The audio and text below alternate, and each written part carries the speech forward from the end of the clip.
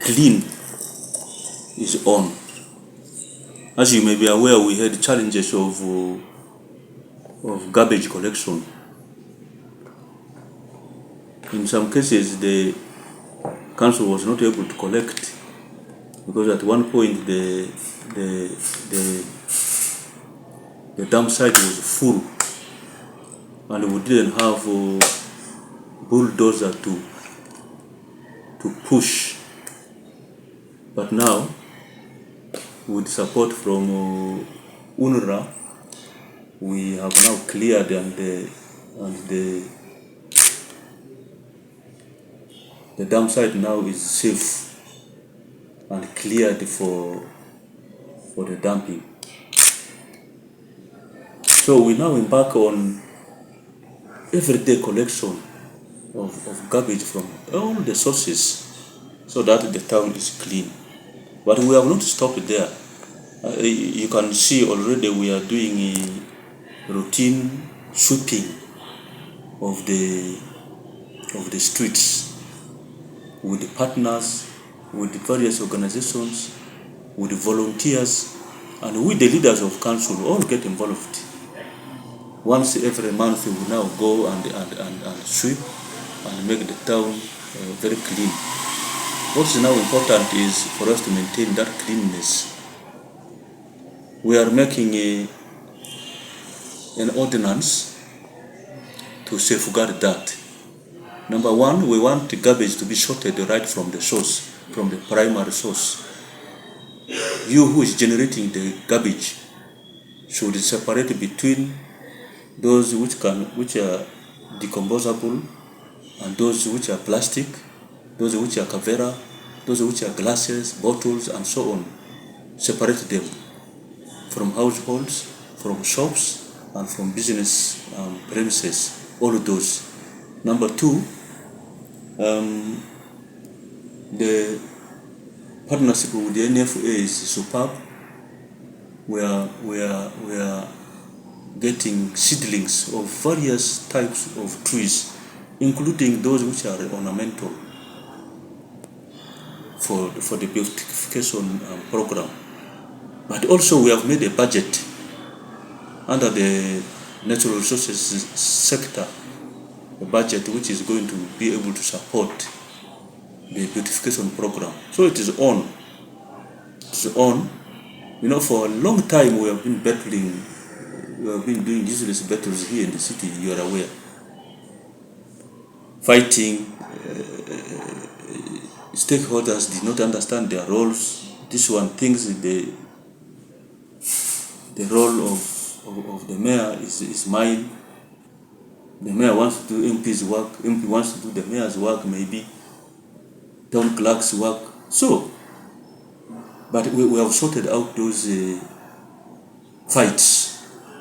We have now agreed on a good way forward, on a good roadmap, and this roadmap is for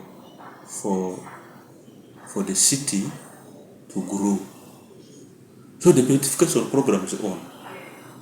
No, Asiki, during Asiki's time, this municipality, which is now Central Division, which is now Arua City, was able to be the best, cleanest number two, the best and the cleanest in number two in the whole of Africa, because there was no fight.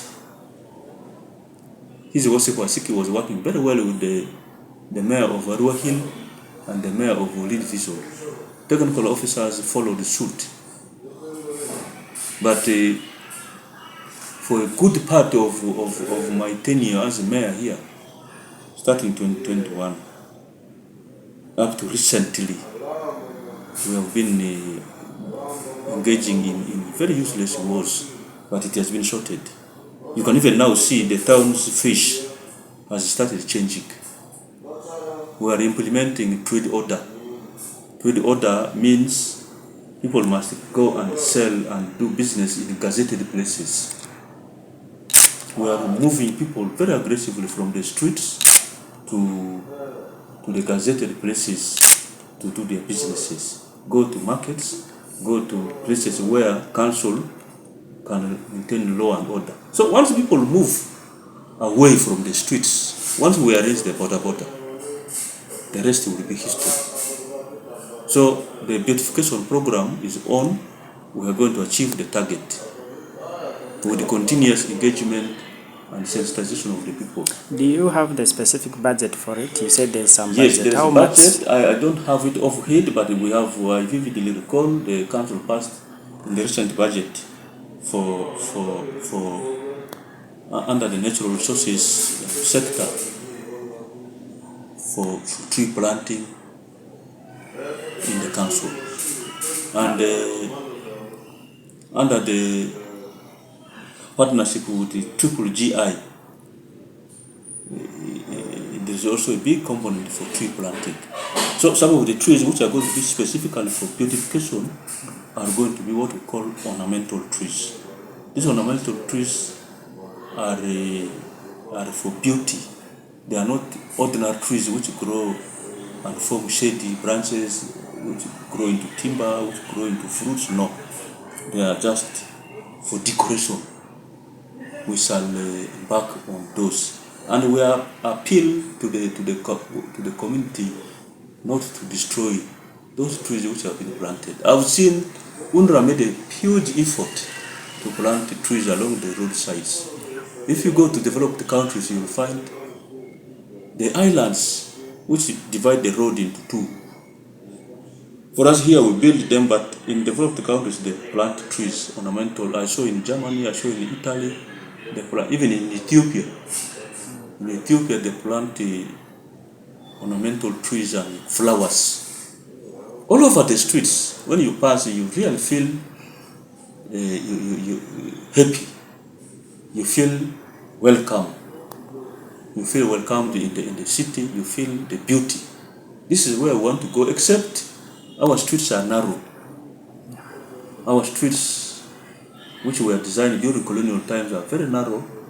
We might not now put the islands the way we have seen in other places, but the ones which are going to be opened outside the central business district are going to be wide enough for future. But these ones we are going to coordinate properly with shop owners, with the business premises owners, to ensure that in front of their shops we put something. Okay, if you look at the issue of the city now, I think of recent was able to improve in local revenue collection. Yes. Do you think this will be able to boost some of the activities A in lot, the city? a lot. Number one, if you successfully push all the vendors, street vendors, to the gazetted places, in itself is revenue.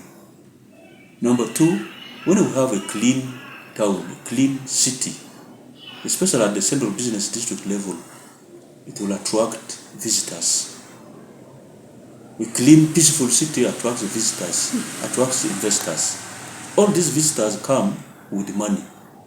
But when they spend money in hotels, they spend money in restaurants, they spend money in the bars, they buy raw food materials.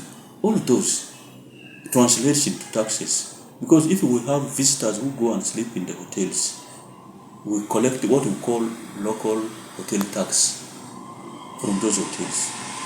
Those ones who pay, who go and eat, the restaurant owners, there is some money they pay to the council. And so on and so forth. So, first of all, the clean, everyone wants a clean thing. Once you have a clean environment, it attracts people, it attracts yourself even to have a breathing space. So that's where we're heading to. Lastly, recently we had Green Schools initiative where schools had debate, but the focus is the environment. In like Arua Public Secondary, they have innovative skills of using biogas now, which is reducing the use of firewood. Do you think this can be embraced by other schools so that Yes, we do yes. not cut a lot of Actually, trees? if Arua Public starts, this is already on progress in the NTC. Big institutions where the number of students is big, By the way, human physics produces a lot of heat. This heat, using good technology, can be converted into usable energy, which is good for cooking big quantity food, which is good for even warming utensils. Where the source of water is not good, you can boil water and so on. It is very good. Actually, this is where the schools should go, so that we use green energy.